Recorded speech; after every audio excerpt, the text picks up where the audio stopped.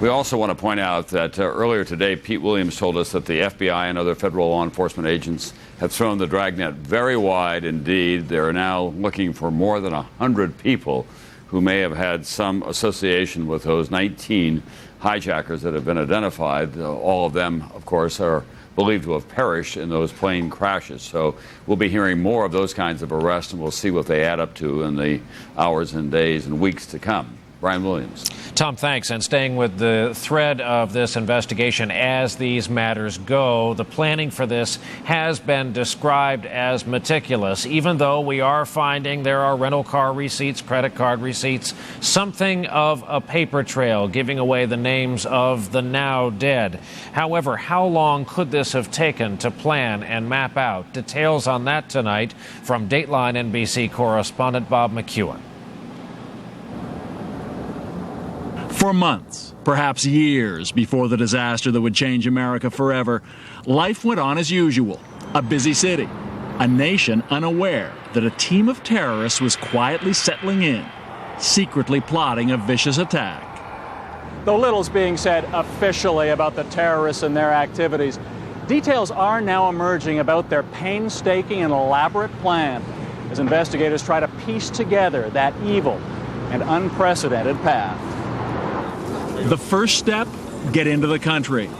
We don't know when or where that happened, but authorities say some of them entered the U.S. several times on valid passports and visas, and 2 of them managed to get in before their names were put on a government watch list. By July of last year, a group of the suspected hijackers were learning how to fly in American flight schools. 2 of those men, 33-year-old Muhammad Atta and this man, were enrolled at the Huffman Flight School in Venice, Florida. They indicated to us that they wanted to fly big airplanes back home. They came from another flight school and they were not happy at that flight school and they wanted to finish the training with us. Rudy Deckers, the owner of the flight school, says they blended in, seemed like average students, if unusually quiet. There was no socializing. They never talked about religion, not even talked about girls. I mean, 2 subjects are always hot in the aviation industry. It's aviation and girls. Last November, the pair passed an FAA test, but that had no formal training on how to fly jumbo jets. So how could the novice pilots pull off such massive destruction? The manuals are very detailed, supported by, training videos or training programs on their pieces. You could gain a lot of understanding of how the airplane would fly. And in fact, flight manuals were found in a rental car at the Boston airport, where 2 of the hijacked planes took off. Authorities believe other hijackers were also learning the basics of flying at different flight schools across the country. And one had even learned how to handle a commercial jetliner at this renowned Florida flight school. Today, the Federal Bureau of Investigation released a list of 19 individuals who have been identified as hijackers aboard the 4 airliners that crashed on Tuesday. But could the 19 hijackers have pulled this off alone? Authorities say no. In the months leading up to the attacks, each of the teams was aided by people in Virginia, Boston, and New Jersey, who helped them with the details: money, credit cards, rental cars, lodging. Authorities familiar with suspected terrorist Osama bin Laden say he organizes small teams under a coordinating commander, and that in this case, he may have received help from other terrorist kingpins. Fanatic is actually a very good word to describe them. They are highly motivated, they are highly disciplined, and we underestimate them at our peril. In fact, it now appears the plotting may have involved as many as 50 other associates and spanned other countries. Muhammad Atta, the novice pilot from Florida, spent some time in Hamburg, Germany earlier this year before returning to the U.S. on May the 2nd. Security officials believe a network of militants in Germany provide fake documents and shelter for Middle Eastern radicals.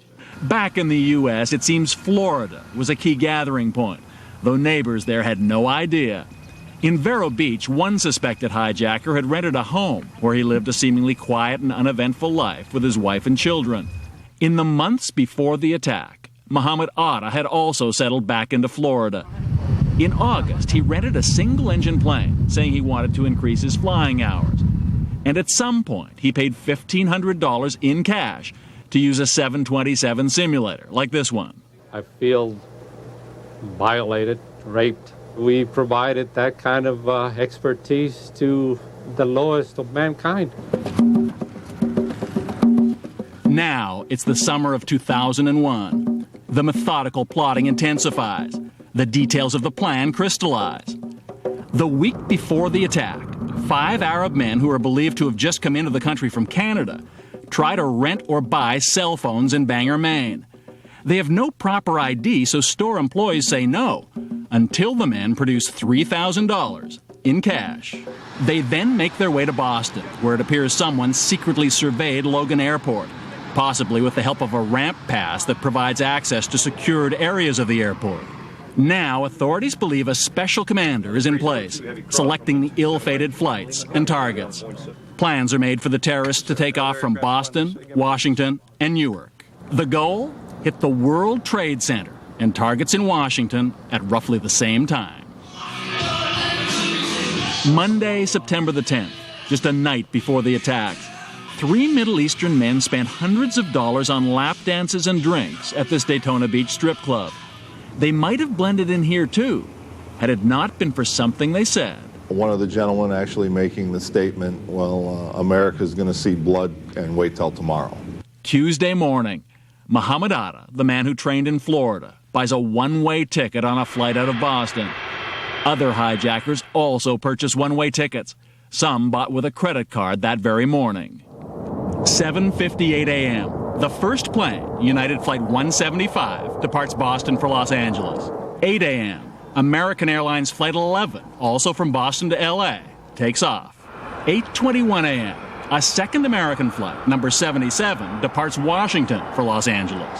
8:43 a.m. United Flight 93 leaves Newark for San Francisco. For the passengers, it's travel as usual. They have no idea their demise has already been meticulously planned. This is what is now believed to have happened next. The hijackers, at least 4 to a plane, sit together in rows near the front. Within minutes of takeoff, they commandeer each plane by wielding sharp objects. They threaten and slash flight attendants, and somehow force their way into the cockpits. 8:20 a.m. The first outward sign of trouble. American Flight 11 fails to follow instructions to climb to cruising altitude. Air controllers suspect something is wrong. The plane's transponder, which tells them where the plane is, goes out. On board, Captain John Oganowski reportedly tries to alert them that something is wrong by opening his microphone, allowing controllers to briefly hear the voice of one hijacker. Meanwhile, in the cabin, a flight attendant manages to make a call, warning that a hijacking is underway. 28 minutes later, the jetliner crashes into the North Tower of the World Trade Center. On the other flights, horrifying events are also playing out. Chilling phone calls from passengers to their loved ones, saying goodbye. Some even hear of Flight 11's horrifying end. 9:03 a.m. Unbelievably, the horror is repeated. United 175 from Boston crashes into the South Tower. 9:45 a.m. Another target is hit. American Flight 77 from Dulles slams into Washington's Pentagon. On Flight 93, the last plane in the air, some passengers call home, saying goodbye and vowing to fight the hijackers. 10:10 a.m. On Flight 93, after passengers take on the hijackers, the plane crashes into a field in Pennsylvania, not its intended target. For all the planning, one part of a sinister, secret plot foiled. Dateline NBC correspondent Bob McEwen. Now to Tom Brokaw.